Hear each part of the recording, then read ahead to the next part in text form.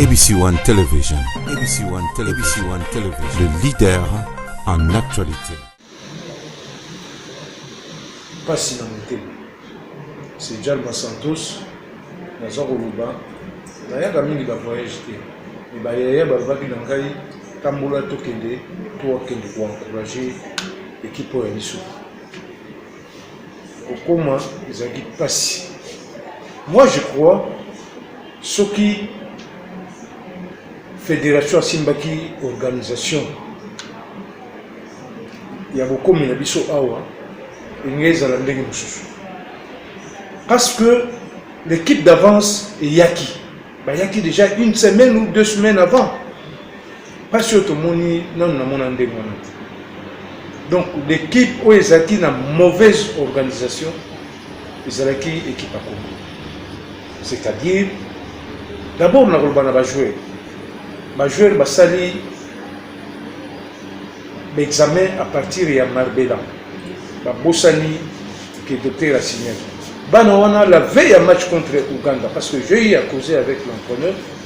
Aïb Singa Passimoko Yaya Zalaki Makassi. Donc pour tout gagner c'était difficile. Banabala dit 23 heures parce qu'il fallait refaire encore l'examen à partir de l'Égypte. Aussi ça n'a pas eu l'examen il y a 23 heures. La veille à match. Pour gagner Ndengeni. Banana Baba roboté. Donc tout ça, ils ont dit pas si dans mon thème. Toko Miawa, d'abord, je crois que il y a 1h minuit. Mais moi je dirais 1h du matin. Pour tout que nous ne jouons même pas hôtel. Bien appartement, c'est vrai, appartement il y a bien. Mais il y a 3 chambres. Ils sont tous à 8. Tout là, c'est tout là, maintenant, on n'a pas si dans mon thème parce que oh, bah sali, c'est la raté. Tout quand tu attends la tribune d'honneur, non. Tu c'est inadmissible. Même le respect dans l'ancien exaté. Ce sont les grands champions. Tous les Mungamuni, l'homme de Azmara. Tous les Mfukani, Batoué Azmara. Tous les champions, Awa, Balubilo, Bamana. Mouapé, pour tout le monde d'abord jouer, tout le monde jouer ensemble, tout est un problème. Si on veut jouer, on va jouer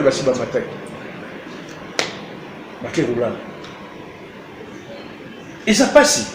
Tout le monde la veille à match contre l'Égypte, ok, tu forcé, tu as vu que nous tel entraînement va petit. Il y a pas de biso, tu encourager Bango. C'est vrai, tu comment il mais Nice ça la possibilité na tout le monde a Bango. Tu moni, tu solo la bana, tu encourager Bango pendant 5 ou 10 minutes. Tu sais ici on a tu zongi sous na bacha. Tout le monde a la mission bouquet. Tu as ban ticket. Oh, on a joué que Sabino est vrai, on n'a pas même un cuisinier, tu as un appartement, tu as un dengue, nini, va éviter. Va éviter. C'est pas possible dans beaucoup. Moutoumoko, ba obenge cordon. Atambusi bisona na monate. Ba uti wapi na sport, ba uti wapi. Équipe d'avance ba ochata organe technique té. La fédération pour ba organiser ma campagne pour essayer loko na bango. Tout monika ka bato ministère donc ba yebe loko moko té tout ça qui vise seulement l'argent. Même bongo beaucoup tika moté. Parce que Nzambe est juste. Le bon Dieu est juste. Mais quand on se dit oui, il va organiser. Babiloko va ancien joueur va organiser déplacement. Pourquoi c'est toujours eux? Au moment, je ne suis pas contre les députés. Au moment, les députés vont la tribune d'honneur. Surtout que nous avons non. Non. Et on a le peuple congolais. Beaucoup condamné les joueurs, beaucoup condamné les entraîneurs. Vous voyez, il va pas sur eux, vous encouragez Bango, tout zonga na mboka, tout ça là, état de lieu, il y a football congolais. Il n'y a pas que le football. Judo et Zali, boxe et karaté et Zali, nous sommes tout au bon ça. Il y a un moment où nous sommes au Senga. le premier sportif congolais, c'est-à-dire le chef de l'État. Et à ça, mon domaine, la biso pour abétaper balle, le quoi la biso. Mais à ça, les Congo, le quoi biso de salité. Ayamba biso, ayoka non biso. To boy ba tierce personne, autres à l'accompagner na bo. Kaka biso ancien joueur, to fanda, to solola, to bobisa. Sport na biso. Zo senga yeli susu. So kuye. Akoki ko tchata un grand sportif. Donc motoyo à mon apasi ya métier na ministère parce que ma bloco non mon ati. Il y a un moment toujours sengaye à travers les réseaux sociaux pour tout ibisaye ayoka na biso. On a avec nango na sukisi. Bon, ezali ngai lobi loboba soki lelo naza koloba po pasi nde eleki toye kofinga motu te me tozoloba makambo ndenge yango ezali. Il fallait toya na Egypte awa. Egypte oyo biso toye awa banda na Kisasa toza komona pasi mpo bakombo ebima pasi tokomi na aéroport pasi tolali na aéroport tomati na avion tokoma na susu na Egypte pasi kaka mpona kokende stade. Et d'ailleurs premier match na biso oyo tobeti mpo bakoko na biso bana na biso babeti totali yango te pasi mpona kokende na stade. Match esili topoli 2-0. Il fallait tomona bana tomonaki bana te mokolo wana parce que il fallait toluka esika ya kolala. Esika ya kolala lisusu biso bato tozalaki bato ya suka mpona kozwa place ya kolala. Tozwi place ya kolala il fallait sasiko tokutana na bana na biso bakobengisa biso mpo tokende esika bana na biso bazalaki kolala. Esika bana na biso bazalaki kolala ezali esika oyo biso tolalaka place oyo tozwaka coupe oyo ya 74 oyo babengi Moseka bana na biso mpe balalaki wana. Me tokutani na bana na biso na esika wana te tokei mbala mibale mpo tokutana na bana na biso. Programme na bango ezalaki malamu te tokutani na bana te. Alors mpona kokota na stade il fallait kozala na badge kozala na billet. Balaki biso ba badge balaki biso ba billet mais ba billet wana mpe tozwi yango te. Il fallait bamema biso na stade sans badge sans billet. Tokomi sur na stade il fallait koluka siko ndenge nini oyo biso tokoki kokota na stade. Tobandi kopotana wana kobalukaka koluka tokotela ndenge nini na biso na baanimateur na bato mosusu bayaki kotala match na bakonzi oyo toyaki na bango oyo esengelaki toya na bango mpo batala match banani nafundi bango te nafingi mpe bango te eza badepute. Place oyo biso tokokaki kofanda yango wana ezalaki na tribune d'honneur kasi tofandi kuna te tokutani na baninga na biso eloko esalinga motema pasi tokutani na baninga na biso na mboka oyo biso tozwaka coupe.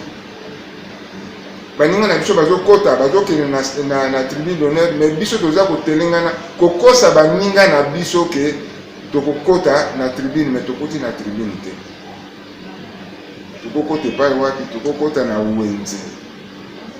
Alors baégyptien oyo toza koloba ke biso bato tozwaka coupe awa ya Moseka awa toganyaka Egypte awa bazali kondima te ke ezali biso.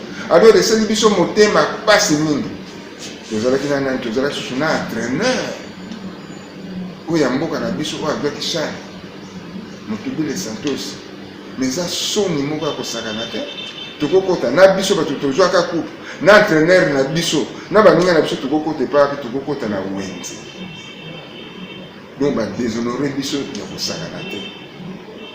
Et d'ailleurs kutu nga na koti na stade émotion esali ngai nde tobetaki contre Egypte natali susu terrain wana place napesaka kidumu passe l'air Egypte aki komene biso 2-1 oyo napesaka capitaine Kidumu passe oyo capitaine Kidumu atiaka deuxième but. Alors esali biso motema pase na ndenge nini parce que bakoki kotia biso na bakategorie wana te tobandi na Kisasa ezala oyo etali mosolo batie biso na catégorie moko na baanimateur toboyi te mais bakotia biso catégorie moko na baanimateur te tala niveau na biso ta ra na biso alors na yango nakanisi na kosenga kaka na mokonzi toza na posa tokutana na mokonzi tolobela mokonzi oyo esengeli na biso po tochange quand même niveau ya football na biso mokonzi akanga motema te toza na makambo ya koyebisa ye tolingi intermédiaire te tolingi biso moko basani ndembo tokutana na mokonzi ayamba biso ahésité te le plus vite possible mokonzi ayamba biso tosola na mokonzi toyebisa oyo esengeli mpona football na biso epai ya mokonzi.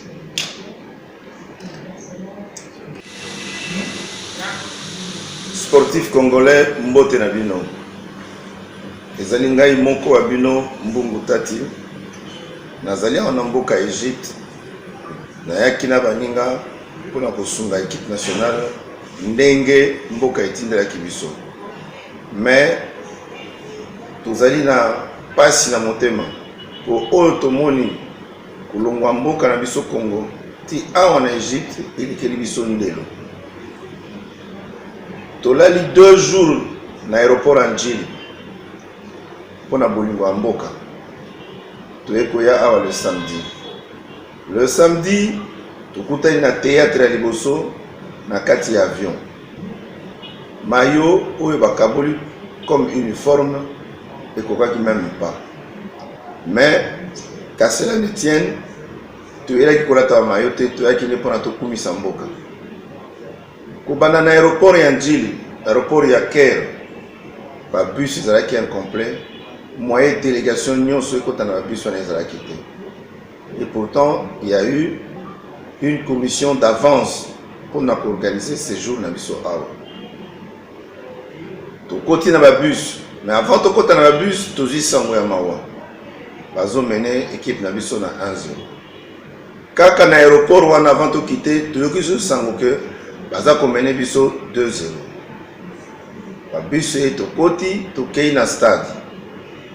D'abord le stade en question le chauffeur et le bus a eu le même stade bateau soi-disant les guides bayebi na bango stade donc totelengani lisusu tobungani mais après tu peux retrouver stade sans ticket d'entrée sans badge alors que l'État congolais azalaki prévenu 6 mois à l'avance que beaucoup de dans le stade est conditionné. La fédération a informé l'État congolais comment est-ce qu'il fallait faire pour que les supporters accèdent dans le stade. Mais le ministère du sport a salé l'Yangote. Tout est tout supplié les Égyptiens, mais les Égyptiens sont catégoriques. Alors non, beaucoup dans le stade parce que vous avez biloko esengeli. Tout le monde dans le stade, tout est dans l'hôtel le point focal. Là, il fallait distribuer na biso bateau touti mboka toye ba esika ya kolala. Esika ya kolala est causé de nouveaux problèmes. Biso toye koza esika ya kolala na ba minuit. Nde ba koza biso na hôtel pour ba na esika ya kolala. Esika ya kolala banda tozali, banda tokomati lelo. Ata mokonzi moko ya ministère ya sport aya ko rendre biso visite. Botala modèle ya makambo mboka oyo Égypte ba footballeur ya 74 basala exploit na mbokolo batika sango na mbokolo basala histoire na mbokolo mais lelo toye koboma histoire wana à cause ya désorganisation na biso to ba humilier ba joueur na biso tika ya kokota match ya mibale ezate to telangani na stade tozangine esika ya kokotela. Il a fallu qu'on ait kobondela ba égyptien pour que tu accéder na stade. Délégation toyaki nango ba kondi entre parenthèses soi-disant les députés, les amis d'eux, eux ils ont bénéficié de droits de kokota na tribune d'honneur. biso babeti ndembo biso bato tosalaki Congo eyebana na 2 étoiles totelengani libanda tokoki se retrouver na pourtour na bandi bamonaki belili oyo batindeli bino baégyptien baza kondima te que parmi nous bato oyo bazalaki exploit 74 bazalaki si c'était vrai pourquoi vous se retrouvez na tribune d'honneur te donc ezali bino te tala histoire ya mboka ndenge babomi yango histoire ya bale ndenge babomi yango suite ya cela to décider que konyokama wana eleki ndelo match ya samedi ya dimanche tokokende yango te mpo ezali soni mingi tonyokwami konyokama wana ekoki tokotala na télévision ndenge bana na biso bakoko na biso baleki na biso bakobeta. On ne peut que leur souhaiter une bonne chance parce qu'elle a un bon résultat pour que Toby Manifeste atteigne à 1 point et pourquoi pas les 3 points. Mais Tolembi yama tuza ko senga na mokonzi ya mboka na banzi akolanda ba vidéo yo que bokomi na biso na Kisasa tokenda ndako na ye toya ko senga ayamba biso poto yebisa de vive voix modèle oyo banyokoli biso biso babeti ya ndembo oyebi tokutani na baninga ya Santos oyo tobeti na ebale Santos oyo akomaki entraîneur national baninga na ye balobi mais boya tokenda bino na tribune d'honneur parce que vous le méritez tokosi bango ke toza koya soni po tozalaki na batike ya tribune d'honneur te mais de loin tozomona badepute bato kilikili baokipe baplace na tribune d'honneur biso bato oyo likambo ezali bakolo esika tozangi babwaki biso na wenze pour souffrance parce que le football ne leur disait rien du tout mokonzi ya mboka oyamba biso toza koya toyoki mpe etikali moke gouvernement ebima mais biso mpe toza kosenga yo ke na poste ya ministère ya sport tolingi lisusu bahomme politique te oyo soki azwi pouvoir atondisi na cabinet cousin cousine membre ya parti politique biso moko tosimba ministère wana biso mpe toya kopesa yo 3 kombo ndenge toyokaka na système e opona na kati wana nani akoki kosunga le sport na mboka na biso natiki maloba na baninga mosusu mpona monopoliser parole te merci na bino bana ya Congo bocontinue kosoutenir Léopard bolemba te bato ya mabe wana nyonso tokolikide bango tokolongola bango toyesa bango bakeluka mosala na bakompagnie na bango bamesana koluka merci na bino. ABC One Television. ABC One Television. Le leader en actualité. Actualité politique de la RDC, d'Afrique et le reste du monde. ABC One Television. Le leader en actualité. Actualité locale et internationale. ABC One Television. ABC One Television. Actualité sportive, le football, boxe et autres. Actualité religieuse en RDC, en Afrique et le monde. Actualité culturelle de tous les pays africains. ABC One Television. Les leaders en actualité, c'est ABC One Television.